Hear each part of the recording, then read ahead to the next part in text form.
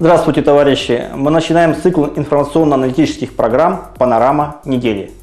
Основное событие прошлой недели – выборы в региональные и муниципальные органы власти, в которых активное участие принимала КПРФ. Итоги выборов 10 октября были подведены на Центральном избирательном штабе КПРФ. Первый и главный вывод заключается в том, что растет поддержка Компартии во всех социальных слоях нашего общества. Залы переполнены, даже если раньше не пускали крупные университеты, сегодня открывают двери. Есть желание выслушать, разобраться и поддержать. Мы подтвердили статус твердо второй партии. Я вам приведу общие результаты. Мы получили 29 мандатов в этих 6 регионах. Справедливая Россия 17 мандатов. ЛДПР 12 мандатов. Геннадий Зюганов отметил, что это была самая грязная избирательная кампания за весь послеельцинский период. Наша партия не признала явно сфальсифицированные результаты выборов в 3 регионах, где избирательная кампания велась «Единой России» особенно грязно. Прошедшие выборы стали очередным этапом на пути к выборам депутатов Государственной Думы, этапом, который коммунисты успешно выдержали. В целом мы считаем, что команда наша прошла довольно успешно, закалилась в этой борьбе. Мы использовали уже все формы эффективной и активной борьбы. Наши фракции, депутаты отчитались перед всеми избирателями. Другие новости прошлой недели. Во многих городах и населенных пунктах России прошли памятные акции, посвященные трагическим событиям Черного октября 1993 года. Пикеты, митинги, шествия. Московский горком КПРФ организовал митинг, шествие и траурную панихиду возле телецентра Останкино.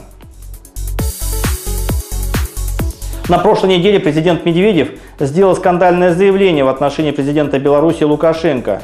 В этой связи Геннадий Зюганов заявил, что КПРФ будет делать все, чтобы отношения между нашими странами и народами укреплялись. В Госдуме коммунисты голосовали против единороссовского заявления о российско-белорусских отношениях и предложили альтернативный проект заявления, в котором возложили вину за ухудшение этих отношений на руководство Российской Федерации. В начале недели Геннадий Зюганов принял участие на заседании Парламентской ассамблеи Совета Европы в Страсбурге, где обсуждалась резолюция по противодействию экстремизму. Лидер нашей партии заявил, что экстремизм – это порождение капитализма.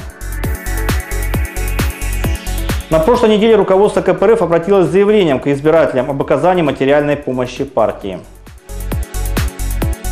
12 октября в Москве в ДК «Красный Октябрь» на семинаре перед московским партактивом выступил Геннадий Зюганов. Геннадий Зюганов в своем выступлении сделал обзор наиболее значимых политических событий последнего времени. Как мировой кризис сказался на подавлении настроения в обществе в России и в мире, как социалистические идеи владевают даже умами лидеров крупных капиталистических держав, о Китае и Белоруссии, о предложениях КПРФ по выводу страны из кризиса и нежелании правящего российского режима отказаться от обанкротившегося монетаристского экономического курса, о позиции КПРФ по так называемому Катынскому делу и проделанной кропотливой работе по этому вопросу депутатом Госдумы Виктором Илюхиным. Октябрь – месячник пожилого человека.